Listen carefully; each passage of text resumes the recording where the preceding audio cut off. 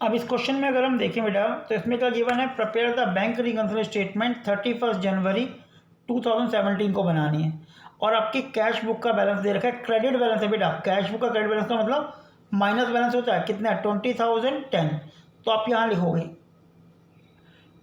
Overdraft as per cash book, ये हमें लिख नहीं रहा, यहाँ लाइन आएगी first line overdraft as per cash book, ये ध्यान रखना।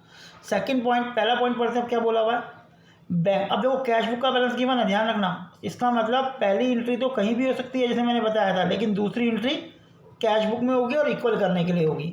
तो लाइन पढ़ते हैं, पहला पॉइंट पढ़ते हैं, the bank had paid insurance premium ₹3000। इसका अमाउंट यहाँ पे देख लेता हूँ मैं कितना है, ऊपर क्लियर है, अमाउंट दे रखा है इसमें 550 दे रखा है बेटा, ये वाला अमाउंट 550 डज नॉट अपेयर, ये 550 अमाउंट है, does not appear in the cash book. अब इसका मतलब क्या बना, इस मीन का मतलब देखो, बैंक ने मेरा लाइफ इंश्योरेंस प्रीमियम पे कर दिया, मेरे खाते से पैसा निकाल कर इंश्योरेंस कंपनी को देके, तो इसका एक्चुअल इफेक्ट क्या हुआ, सेम भाई, ये लेफ्ट हैंड कैश बुक और ये पासबुक। तो जब बैंक ने मेरे अकाउंट से पैसा दे दिया होगा तो मेरी पासबुक कम हो गई होगी। अब ये पोजीशन पे आ गया मैं, कैश बुक ऊपर पासबुक नीचे। अब मुझे दोनों को इक्वल करना है बेटा, ध्यान से देखना। दूसरी एंट्री उस बुक में होती है जो बैलेंस आप लेके चल रहे हो और हम कैश बुक लेके चल रहे हैं। देखो पहला पॉइंट, कैश बुक का बैलेंस रहेगा क्रेडिट साइड में 20,100, तो मुझे कैश बुक को इक्वल करना है। तो कैसे इक्वल होगा, कैश बुक को भी कम कर दूंगा और जो मैं सेकंड पॉइंट कर रहा हूँ उसके अंदर दिखाऊंगा, क्योंकि कम कर रहा हूँ तो माइनस, तो माइनस कॉलम में हमारे पास यहाँ पे आ जाएगा 550। आई थिंक अब क्लियर हो रहा होगा। अब सेकंड पॉइंट देखते हैं, ध्यान से देखो, चेक ₹25,000 इशू ड्यूरिंग जनवरी, आपने 25,000 का चेक इशू करा, but cheque 18,500 were presented for payment, मतलब 25,000 में 18,500 तो पेमेंट के लिए आ गए, लेकिन 25 माइनस 18,500 करते हो तो जो 6,500 आता है वो प्रेजेंट नहीं हुई।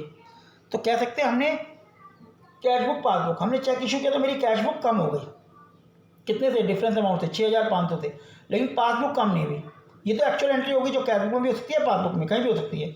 लेकिन सेकंड एंट्री जिसका बेस गिवन है, बार बार रिपीट कर रहा हूँ मैं बेटा, कैश बुक गिवन है, इक्वल करने के लिए क्या करेंगे, मैं कैश बुक को बढ़ा दूंगा। तो जब मैं सेकंड स्टेप में बढ़ा रहा हूँ कैश बुक को, तो क्या होगा, प्लस हो रहा है।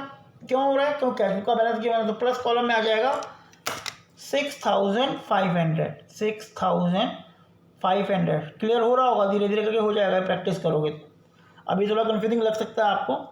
Third point, interest collected by bank. अब इसकी मीनिंग क्लियर करो, अगर बैंक ने इंटरेस्ट कलेक्ट किया है तो क्या हुआ होगा, बैंक करेगा ना, तो बैंक ने मेरे अकाउंट को बढ़ा दिया होगा, कितना 730 देखो 740 से। लेकिन कैश बुक में कब पता लगेगा, कैश बुक कब पता लगेगा, जब बैंक मुझे स्टेटमेंट देगा। अब मैं इस पोजीशन में हूँ, पासबुक ज़्यादा और कैश बुक कम, दोनों को इक्वल करना है, तो या तो मैं पासबुक को कम करूँ या कैश बुक को बढ़ाऊँ। तो किसको बढ़ाऊंगा, कैश बुक को बढ़ाऊंगा। सेकंड स्टेप क्यों कैश बुक में हो रहा है, क्योंकि बैलेंस कैश बुक का है।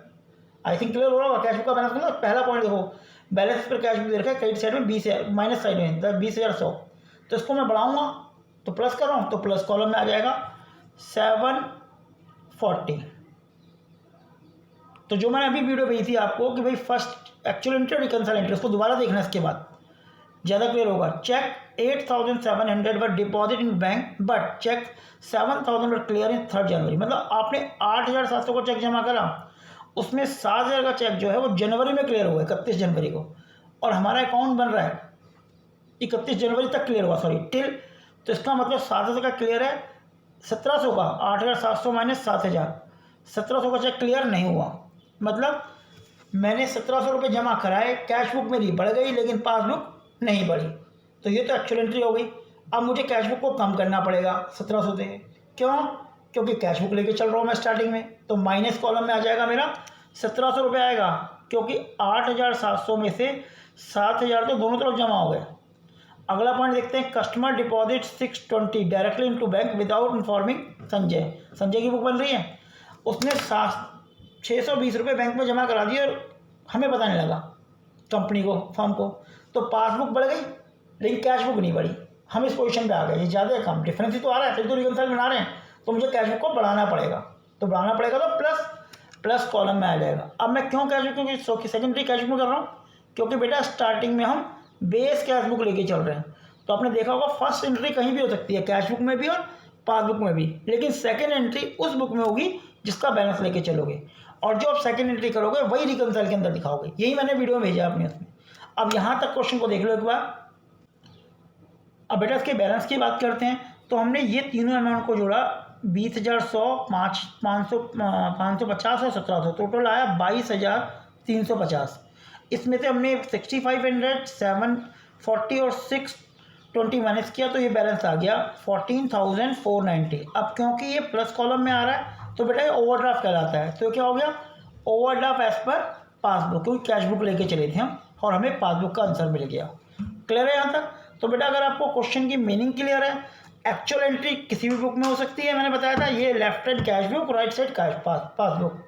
एक्चुअल एंट्री पासबुक में भी हो सकती है और कैश बुक में, लेकिन दूसरी एंट्री जो आप करोगे वो उस बुक में करोगे जिसका आप बैलेंस लेके चल रहे हो। जैसे अभी तक के क्वेश्चन हमने कैश बुक का बैलेंस लिया है, तो हर सेकंड एंट्री आप चेक करोगे तो हम कैश बुक में कर रहे हैं, और जो कैश बुक में प्लस माइनस कर रहा हूँ वही मैं इस रिकंसाइल स्टेटमेंट के अंदर दिखा रहा हूँ। बस ये कॉन्सेप्ट है। तो आपको एक तो क्वेश्चन की मीनिंग क्लियर होनी चाहिए कि ट्रांजेक्शन हो किस बुक में रही है पहले, और ये बेटा प्रैक्टिस से ही होगा। तो यहाँ तक क्लियर होगा।